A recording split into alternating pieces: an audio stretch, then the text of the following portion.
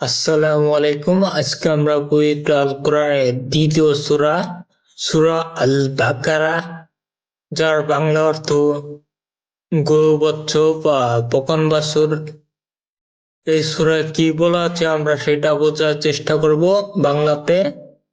এটি পবিত্র কোরআনের দীর্ঘতম সূরা, যার আয়াত সংখ্যা 286টি, যা 3টি পারায় বিভক্ত রয়েছে।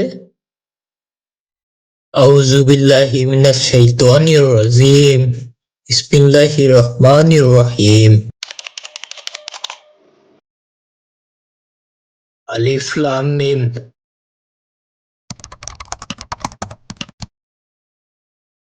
এই অক্ষরগুলো কোরআনে একটি মজিয়া বা প্রিয়, যার প্রকৃত অর্থ একমাত্র আল্লাহ জানে। আলিফ একটি অক্ষর, লাম একটি অক্ষর এবং মিম একটি অক্ষর। প্রত্যেক অক্ষরে একটি করে নেকি রয়েছে, আর একটি নেকির প্রতিদান 10টি করে পাওয়া যায়। এই সেই কিতাব যাতে কোনো সন্দেহ নেই, মুত্তাকির জন্য হিদায়াত।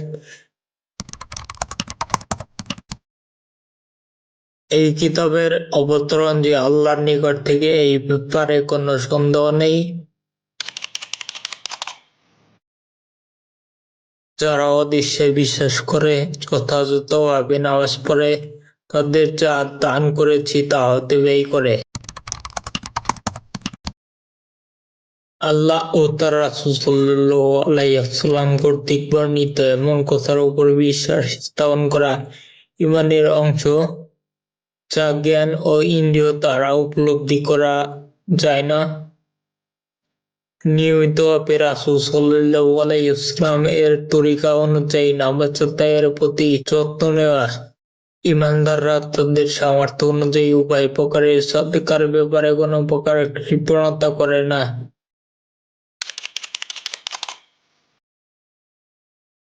এবং তোমাদের প্রতি যা অবতীর্ণ করা হয়েছে ও তোমার পূর্বে যা অবতীর্ণ করা হয়েছে তাতে যারা বিশ্বাস করে ও পরকালে যারা নিশ্চিত বিশ্বাসী। এ থেকে এই কথা জানা গেল যে ওহী ও রিসালাতের ধারাবাহিকতা রাসূল সাল্লাল্লাহু আলাইহি ওয়াসাল্লাম পর্যন্ত শেষ। তা না হলে তার উপরে ঈমান আনার কথা মহান আল্লাহ অবশ্যই উল্লেখ করতেন। যারাই তাদের প্রতিপালকের নির্দেশিত পথে রয়েছে এবং তারাই সফলকাম। এখানে সেই ঈমানদার বা বিশ্বাসের পরিণামের কথা বলা হয়েছে, যারা ঈমান আনার পর আল্লাহ ভীরু আমল করার সঠিক আকীদার উপর কায়েম থাকার প্রতি যত্ন নেয়, কেবল মৌখিক ঈমান প্রকাশে যথেষ্ট মনে করে না। সফলকাম হওয়ার অর্থ আল্লাহর সন্তুষ্টি এবং তার রহমত ও ক্ষমা লাভ। যারা বিশ্বাস করেছে, তুমি তাদেরকে সতর্ক করো, বাধা করো, তারা উভয় পক্ষেই সমান, তারা বিশ্বাস করবে না। নবী করিম সাল্লাল্লাহু আলাইহি ওয়াসাল্লামের বড়ই আশা ছিল যে সবাই মুসলিম হয়ে যাক, এবং সেই অনুপাতেই তিনি প্রয়াস চালিয়ে যাচ্ছেন। কিন্তু মহান আল্লাহ বলেন, ঈমান তাদের ভাগ্যে নেই। এরা এমন কিছু বিশেষ লোক ছিল যাদের অন্তরে মোহর মেরে দেওয়া হয়েছে। আল্লাহ তাদের হৃদয় ও কানে মোহর মেরে দিয়েছেন। তাদের তাদের চোখের উপর আবরণ রয়েছে এবং তাদের জন্য রয়েছে মহাশাস্তি। ঈমান তো তাদেরই ভাগ্যে জোটে যারা আল্লাহ দেওয়া যোগ্যতাকে সঠিক রূপে ব্যবহার করে এবং তার দ্বারা স্রষ্টার পরিচয় লাভ করে। মানুষের মধ্যে এমন লোক আছে যারা বলে আমরা আল্লাহ ও পরকালে বিশ্বাসী, কিন্তু তারা বিশ্বাসী নয়। এখান থেকে তৃতীয় দল মুনাফিকের কথা আলোচনা আরম্ভ হয়েছে। আল্লাহ এবং বিশ্বাসীগণকে তারা প্রতারিত করতে চায়। অথচ তারা যে নিজেদের ভিন্ন কাউকেও প্রতারিত করে না, এটা তারা অনুভব করতে পারে না। তাদের অন্তরে ব্যাধি রয়েছে, অতঃপর আল্লাহ তাদের ব্যাধি বৃদ্ধি করেছেন এবং তাদের জন্য রয়েছে কষ্টদায়ক শাস্তি, কারণ তারা মিথ্যাবাদী। ব্যাধি বলতে এখানে নিফাকের ব্যাধিকে বোঝানো হয়েছে। তাদেরকে যখন বলা হয় পৃথিবীতে অশান্তি সৃষ্টি করো না, তারা বলে আমরা তো শান্তি স্থাপনকারী। সাবধান, এরাই অশান্তি সৃষ্টিকারী, কিন্তু এরা তা অনুভব করতে পারে না। প্রত্যেক যুগের মুনাফিকদের কাজই হলো তারা অশান্তি সৃষ্টি করে, অন্যায়ের প্রচার প্রসার করে এবং আল্লাহর সীমা লঙ্ঘন করে। কিন্তু তারা মনে করে বা দাবি করে যে তারা সংস্কার, শান্তি এবং উন্নতি করার চেষ্টায় লেগে আছে। যখন তাদের বলা হলো পরাপর লোকদের মতো তোমরাও বিশ্বাস করো, তারা বলল নির্বোধরা যেরূপ বিশ্বাস করেছে আমরাও কি সেরূপ বিশ্বাস করব? সাবধান, এরাই নির্বোধ, কিন্তু এরা তা জানে না। ওই মুনাফিকরা যে সাহাবায়ে কেরাম রাদিয়াল্লাহু তাআলা আনহুদেরকে অজ্ঞ মূর্খ বা নির্বোধ বলেছে, যারা আল্লাহর রাস্তায় জ্ঞান ও মাল কুরবানি করতে দ্বিধা করেনি। আর বর্তমানে মুনাফিকরা বোঝাতে চায় যে সাহাবে কেরাম রাদিয়াল্লাহু তাআলা আনহু ঈমান ধন থেকে বঞ্চিত ছিল। নাউযুবিল্লাহি মিন যালিক। যখন তারা বিশ্বাসীগণদের সম্পর্কে আসে তখন বলে আমরা বিশ্বাস করেছি, আর যখন তারা নিভৃতে তাদের দলপতিদের সাথে মিলিত হয় তখন বলে আমরা তো তোমাদের সাথেই রয়েছি, আমরা শুধু তাদের সাথে পরিহাস করি। কুরাইশ ও ইহুদীদের সেই দলপতিকে বোঝানো হয়েছে যাদের ইশারা ও ইঙ্গিতে তারা ইসলাম ও মুসলমানদের বিরুদ্ধে ষড়যন্ত্র চালাতো, অথবা মুনাফিকদের দলপতিকে বোঝানো হয়েছে আল্লাহ তাদের সাথে পরিহাস করেন, আর তাদের অবাধ্যতা তাদেরকে বিভ্রান্তের ন্যায় ঘুরে বেড়াবার অবকাশ দেন। কিয়ামতের দিন মহান আল্লাহ তাদের সাথে উপহাস করবেন। এরাই সৎ পথের বিনিময়ে ভুল পথ ক্রয় করেছে, সুতরাং তাদের ব্যবসা লাভজনক হয়নি। তারা সৎ পথে পরিচালিত নন।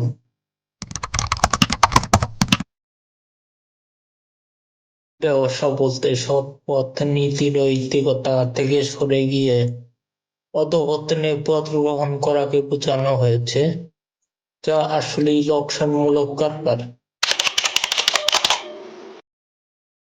তাদের দৃষ্টান্ত যেমন এক ব্যক্তি অগ্নি প্রজ্বলিত করল, তা যখন তার চারদিকে আলোকিত করল, আল্লাহ তখন তাদের জ্যোতি অপসারিত করলেন এবং তাদেরকে ঘোর অন্ধকারে ফেলে দিলেন।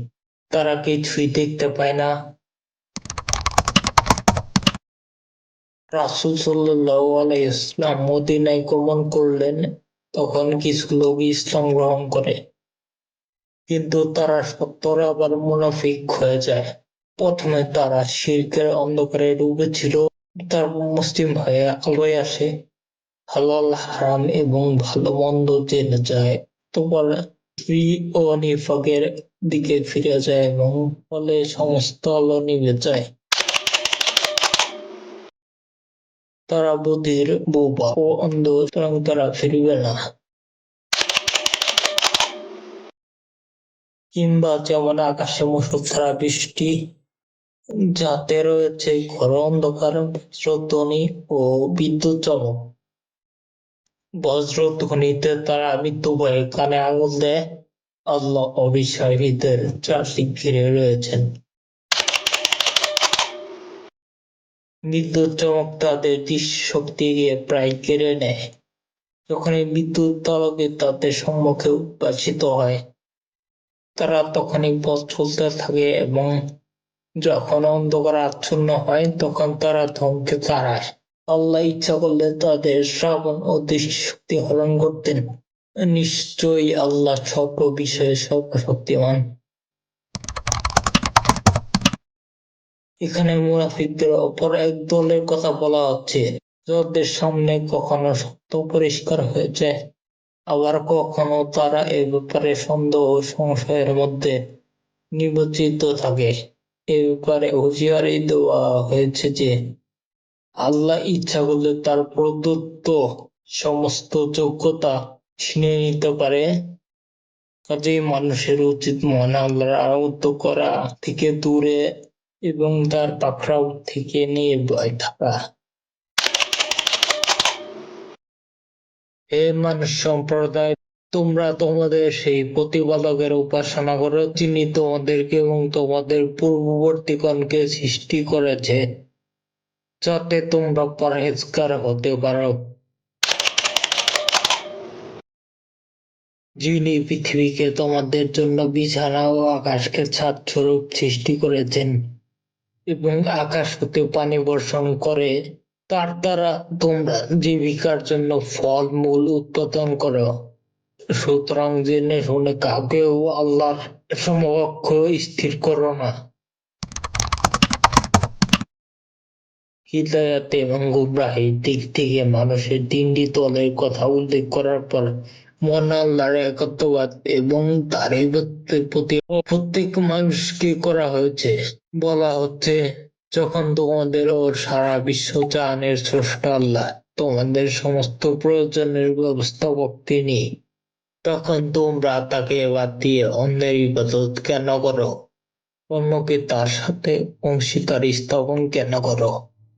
যদি তোমরা আল্লাহর আযাব থেকে বাঁচতে চাও, তাহলে তার একটাই উপায় এই যে তোমরা আল্লাহকে একক মেনে নিয়ে কেবল তারই ইবাদত করো এবং জেনে শুনে শিরক করো না। আমার দাদি মুহাম্মদের প্রতি যা অবতীর্ণ করেছি তাতে তোমাদের কোনো সন্দেহ থাকলে তোমরা তার অনুরূপ কোন সূরা আনয়ন করো, এবং তোমরা যদি সত্যবাদী হও তবে আল্লাহ ব্যতীত তোমাদের সকল সাক্ষী এই কাজে সহযোগী উপাসকে আহ্বান করো। আর যদি এরকম করতে না পারো, তাহলে জেনে নিও যে বস্তুত এই বাণী কোনো মানুষের প্রচেষ্টার ফল নয়, বরং তা আল্লাহর বাণী। তোমাদের উচিত আল্লাহর কালাম এবং রাসূলের রিসালাতের উপরে ঈমান এনে সেই জাহান্নামের আগুন থেকে বাঁচার চেষ্টা করা যা কাফিরদের জন্য প্রস্তুত করা হয়েছে। যদি তোমরা তা আনয়ন না করো এবং কখনোই তা করতে পারবে না, তাহলে সেই আগুনকে ভয় করো যার জ্বালানি হবে মানুষ এবং পাথর। অবিশ্বাসীদের জন্য যা প্রস্তুত রয়েছে। কুরআন কারীমের সত্যতার এটি আরেকটি উজ্জ্বল দৃষ্টান্ত যে আরব ও অন-আরব সকল কাফেরদের চ্যালেঞ্জ করা হয়েছে, কিন্তু তারা আজ পর্যন্ত এই চ্যালেঞ্জের জবাব দিতে অপারগ সাব্যস্ত হয়েছে এবং কিয়ামত পর্যন্ত অপারগই থাকবে। এই থেকে প্রথমত জানা গেল যে প্রকৃতপক্ষে জাহান্নাম কাফের এবং মুশরিকদের জন্য প্রস্তুত করা হয়েছে, আর দ্বিতীয়ত জানা গেল যে জান্নাত ও জাহান্নামের অস্তিত্ব আছে, এখানেই তা বিদ্যমান রয়েছে। যারা বিশ্বাস করে এবং সৎকর্ম করে তাদেরকে সুসংবাদ দাও যে তাদের জন্য রয়েছে জান্নাত, যার তলদেশে নদী প্রবাহিত। যখনই তাদের ফলমূল খেতে দেওয়া হবে, তখনই তারা বলবে, আমাদেরকে পূর্বে জীবিকার রূপে যা দেওয়া হতো এ তো তাই। তাদেরকে পরস্পরের কি সদৃশ্য ফল দান করা হবে এবং সেখানে তাদের জন্য পবিত্র সহধর্মিণী রয়েছে, অধিকতর সেখানে চিরস্থায়ী হবে। এবং কোরআন কারিম প্রত্যেক স্থানে বিশ্বাস তথা ইমানের সাথে সাথে সৎকর্ম তা নেক আমলের কথা উল্লেখ করে। এই কথা পরিষ্কার করে দিয়েছে যে ঈমান এবং নেক আমল পরস্পর অবিচ্ছেদ্য অংশ। নেক আমল ব্যতীত ঈমান ফলপ্রসূ নয় এবং আল্লাহর নিকটে ঈমান ছাড়া নেক আমলের কোনো গুরুত্ব নেই। খ্যাতি, লাভ ও লোক দেখানোর জন্য কৃত আমলও প্রত্যাখ্যাত। আল্লাহ মশা কিংবা তার থেকে উচ্চ অথবা ক্ষুদ্র পর্যায়ের কোন বস্তুর উদাহরণ দিতে লজ্জাবোধ করেন না। সুতরাং যারা মুমিন বিশ্বাসী তারা জানে যে এই উদাহরণ তাদের প্রতিপালকের নিকট থেকে সত্য। কিন্তু যারা অবিশ্বাস করে তারা বলে যে আল্লাহ কি অভিপ্রায় এমন একটি উদাহরণ দিয়েছে, তো তারা তিনি অনেককেই বিভ্রান্ত করেন, আবার বহুজনকে সৎ পথে পরিচালিত করেন। বস্তুত তিনি সৎ পথ পরিত্যাগীদের ছাড়া কাউকে বিভ্রান্ত করেন না। কাফেররা অন্যভাবে অভিযোগ উত্থাপন করে বলে যে যদি এটা আল্লাহর বাণী হতো তাহলে এমন মহান সত্যের অবতীর্ণ বাণীতে তো ছোট ছোট জিনিসের দৃষ্টান্ত থাকতো না। আল্লাহ তাআলা তাদের কথার উত্তর দিয়ে বলেন যে কথার পরিষ্কার ব্যাখ্যানের উদ্দেশ্যে কোন যুক্তিসঙ্গত কারণে দৃষ্টান্ত সমূহ পেশ করতে কোনো দোষ নেই, আর এজন্য কোনো লজ্জা সংকোচ নেই। যারা আল্লাহর সাথে দৃঢ় অঙ্গীকারে আবদ্ধ হওয়ার পর তা ভঙ্গ করে সে সম্পর্ক অক্ষুণ্ণ রাখতে আল্লাহ আদেশ করেছেন। তা ছিন্ন করে যারা পৃথিবীতে অশান্তির সৃষ্টি করে বেড়ায় তারাই ক্ষতিগ্রস্ত। তোমরা কি রূপ আল্লাহকে অস্বীকার করো, অথচ তোমরা ছিলে পানি যিনি তোমাদেরকে প্রাণ দান করেছেন, আবার তোমাদের মৃত্যু ঘটাবেন এবং পুনরায় তোমাদেরকে জীবন্ত করবেন। পরিণামে তোমাদেরকে তার কাছেই ফিরে যেতে হবে। তো আয়াতে দুটি মরণ ও দুটি জীবনের কথা উল্লেখ হয়েছে। প্রথম মরণের অর্থ অস্তিত্বহীনতা, কিছুই না থাকা, আর প্রথম জীবনের অর্থ মায়ের পেট থেকে বের হয়ে মৃত্যুবরণ করা পর্যন্ত জীবন। অতঃপর মৃত্যু আসবে এবং তখন থেকে আখিরাতের যে জীবন শুরু হবে সেটা দ্বিতীয় জীবন। তিনি পৃথিবীর সবকিছু তোমাদের জন্য সৃষ্টি করেছেন। তারপর তিনি আকাশের দিকে মনোসংযোগ করেন এবং তাকে সপ্তম আকাশে বিন্যস্ত করেন। তিনি সকল বিশেষ অবিশেষ অবহিত। এদিকে সাব্যস্ত করা হয়েছে যে জমিনে সৃষ্ট প্রত্যেক জিনিস মৃত হালাল, যতক্ষণ না কোনো জিনিসের হারাম হওয়ার কথা দলিল দ্বারা প্রমাণিত হবে। আর স্মরণ করো যখন তোমাদের প্রতিপালক ফেরেশতাদেরকে বললেন আমি পৃথিবীতে প্রতিনিধি সৃষ্টি করছি। তারা বলল আপনি সেখানে এমন কাউকে সৃষ্টি করবেন যে অশান্তি ঘটাবে ও রক্তপাত ঘটাবে, অথচ আমরাই তো আপনার প্রশংসা, মহিমা, কীর্তন ও পবিত্রতা ঘোষণা করি। আল্লাহ বলেন নিশ্চয়ই আমি যা জানি তোমরা তা জানো না। এবং তিনি আদমকে যাবতীয় শিক্ষা দিলেন। তারপর সে সকল ফেরেশতাদেরকে সম্মুখে পেশ করলেন এবং বললেন এই সমুদয়ের নাম আমাকে বলে দাও যদি তোমরা সত্যবাদী হও। তারা বলল আপনি মহাপবিত্র, আপনি আমাদেরকে যা শিক্ষা দিয়েছেন তা ছাড়া আমাদের তো অন্য কোনো জ্ঞান নেই। নিশ্চয়ই আপনি জ্ঞানময়, প্রজ্ঞাময়। তিনি বললেন, হে আদম, এদের সকলের নাম বলে দাও। অতঃপর যখন সে তাদেরকে সবের নাম বলে দিল, তখন তিনি বললেন, আমি কি তোমাদের বলিনি যে আকাশ ও পৃথিবীর অদৃশ্য বস্তু সম্বন্ধে আমি অবহিত, এবং তোমরা যা ব্যক্ত করো বা গোপন রাখো নিশ্চিতভাবে আমি তা জানি।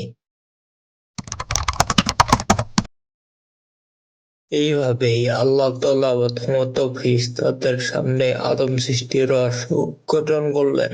দ্বিতীয়ত দুনিয়ার নিয়ম নীতি পরিচালনার জন্য জ্ঞানের কত গুরুত্ব এবং তার কত ফজিলত ও মর্যাদা তা বর্ণনা করে দিলেন। যখন ফেরেশতাদের সামনে যৌক্তিকতা ও গুরুত্ব পরিষ্কার হয়ে গেল, তখন তারা নিজেদের জ্ঞান বুদ্ধি যে অতি স্বল্প তা স্বীকার করে নিলেন।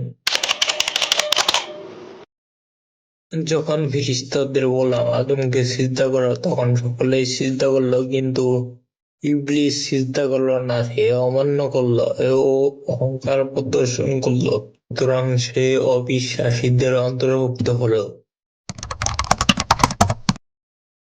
জ্ঞান দ্বারা সম্মানিত হবার পর আদম আলাইহিস সালাম এই দ্বিতীয় সম্মান লাভ করেন। সিজদার অর্থ নম্রতা ও বিনয় প্রকাশ, আর তার সর্বশেষ পর্যায়ে হলো মাটিতে কপাল ঠেকিয়ে দেওয়া। এই সিজদা আল্লাহ ব্যতীত অন্য কারোর জন্য জায়েজ নয়। আমি বললাম, হে আদম, তুমি তোমার স্ত্রী সহ জান্নাতে বসবাস করো এবং যথা ও সেটা ইচ্ছা আহার করো, কিন্তু এই ভিক্ষার নিকটবর্তী হয় না, হলে তোমরা অনাচারীদের অন্তর্ভুক্ত হবে। এটা আদম আলাইহিস সালামের দ্বিতীয় ফজিলত। জান্নাতকে তার জন্য বাসস্থান বানানো হয়েছিল। এই কাজটি কিসের কাজ ছিল? কোরআন ও হাদিসে এর কোনো পরিষ্কার বর্ণনা নেই। তাকওয়ার কাজ বলে যে রত্ন যে প্রসিদ্ধ আছে তার কোনো ভিত্তি নেই। পক্ষান্তরে আমাদের কাছে নাম জানার কোনো প্রয়োজন নেই এবং তাতে কোনো লাভ নেই। কিন্তু শয়তান তা হতে তাদের পদস্খলন ঘটালো এবং তারা যেখানে ছিল সেখানে তাদেরকে বহিষ্কার করলো। আমি বললাম, তোমরা এখান হতে নেমে যাও, তোমরা একে অন্যের শত্রু। পৃথিবীতে কিছুকালের জন্য তোমাদের অবস্থান ও জীবিকা রইল। শয়তান জান্নাতে প্রবেশ করে সরাসরি তাদেরকে উৎস্থলিত করে নাকি প্ররোচনার মাধ্যমে, এই ব্যাপারে কোনো পরিষ্কার বর্ণনা নেই। তবে এই কথা পরিষ্কার যে যেভাবে সিজদা করার নির্দেশের সময় আল্লাহর আদেশের মোকাবেলায় আমি আদম হতে উত্তম এই অনুমান করে সিজদা করতে অস্বীকার করেছিল, অনুরূপ এই সময় আল্লাহ নির্দেশ দেন, তোমরা গাছের কাছে যাবে না। এর অপব্যাখ্যা করে আদম আলাইহিস সালামকে চক্রান্তে ফাঁসাতে সে সফলকাম হয়। এর বিস্তারিত বিবরণ সূরা আরাফের 19 নং আয়াতে আসবে ইনশাআল্লাহ। অতঃপর আদম তার প্রতিপালকের নিকট হতে কিছু বাণী প্রাপ্তি হলো। আল্লাহ তার তওবা কবুল করলেন, নিশ্চয় তিনি তওবা কবুলকারী পরম দয়ালু। আদম আলাইহিস সালাম লজ্জিত অবস্থায় দুনিয়া আগমন করে তওবা ও ক্ষমা প্রার্থনায় মনোনিবেশ করলেন। এই সময় মহান আল্লাহ তার দিক নির্দেশনা ও সহযোগিতা করে তাকে ক্ষমা চাওয়ার সেই বাক্যগুলো শিখিয়ে দিলেন। আমি বললাম, তোমরা সকলে এই স্থান হতে নেমে যাও। পরে যখন আমার পক্ষ হতে তোমাদের নিকট সৎ পথে কোনো নির্দেশ আসবে, তখন যারা আমার সৎ পথে নির্দেশ অনুসরণ করবে তাদের কোনো ভয় নেই, তারা দুঃখিত হবে না। আর যারা অবিশ্বাস করে এবং আমার নির্দেশকে মিথ্যা জ্ঞান করে, তারাই অগ্নিকুণ্ডবাসী, সেখানে তারা চিরকাল থাকবে। সে আমার বর্ণিত পথ অনুসরণ করবে সে দুনিয়াতে পথ কষ্ট পাবে না এবং আখিরাতে দুঃখ কষ্ট পাবে না। হে বানী ইসরাইল, আমার সেই অনুগ্রহকে তোমরা স্মরণ করো যার দ্বারা আমি তোমাদেরকে অনেক অনুগ্রহিত করেছি এবং আমার সাথে তোমাদের কৃত অঙ্গীকার পূর্ণ করো। আমিও তোমাদের সাথে আমার কৃত অঙ্গীকার পূর্ণ করব এবং তোমরা শুধু আমাকে ভয় করো। ইয়াহুদীদেরকে বানী ইসরাইল অর্থাৎ ইয়াকুব আলাইহিসসালামের সন্তান বলা হতো, কারণ ইয়াকুব আলাইহিসসালামের 12 জন সন্তান ছিল, তা থেকে 12টি বংশ গঠিত হয় এবং এই বংশ সমূহ থেকে বহু নবী ও রাসূল হন। ইয়াহুদীদের আরবে বিশেষ মর্যাদা ছিল, কারণ তারা অতীত, ইতিহাস এবং ইলম ও দ্বীন সম্পর্কে অবহিত ছিল। তোমাদের কাছে যা আছে তার সত্যায়নকারী রূপে আমি যা অবতীর্ণ করেছি তা বিশ্বাস করো, আর তোমরাই ওর প্রথম অবিশ্বাসী হইও না এবং আমার আয়াতের বিনিময়ে মূল্য গ্রহণ করো না। তোমরা শুধু আমাকে ভয় করো। ইহুদীরা কুরআনের সাথে কুফরি করল। সে মুহাম্মদ সাল্লাল্লাহু আলাইহি ওয়াসাল্লামের সাথে কুফরি করল। আর যে মুহাম্মদ সাল্লাল্লাহু আলাইহি ওয়াসাল্লাম এর সাথে কুফরি করল সে কুরআনের সাথে কুফরি করল। তোমরা সত্যকে মিথ্যার সাথে মিশ্রিত করো না এবং জেনে শুনে সত্য গোপন করো না। তোমরা যথাযথভাবে নামাজ পড়ো, যাকাত দাও এবং নামাজকারীদের সঙ্গে নামাজ আদায় করো। তোমরা কি মানুষকে ভালো কাজের আদেশ দিচ্ছ আর নিজেদেরকে ভুলে যাচ্ছ? অথচ তোমরা কিতাব তিলাওয়াত করো, তোমরা কি বোঝো না? তোমরা ধৈর্য ও নামাজের মাধ্যমে সাহায্য প্রার্থনা করো এবং বিনীত কণ্ঠে ব্যতীত আর সকলের নিকট নিশ্চিতভাবে কঠিন। ধৈর্য এবং নামাজ প্রত্যেক আল্লাহভীরু লোকদের বড় হাতিয়ার। নামাজের মাধ্যমে একজন মুমিনের সম্পর্ক মহান আল্লাহর সাথে বলিষ্ঠ হয়। এর দ্বারাই সে আল্লাহর নিকট থেকে শক্তি ও সাহায্য লাভ করে। যারা বিশ্বাস করে যে তারা তাদের রবের সাথে সাক্ষাৎ করবে এবং তার দিকেই ফিরে যাবে।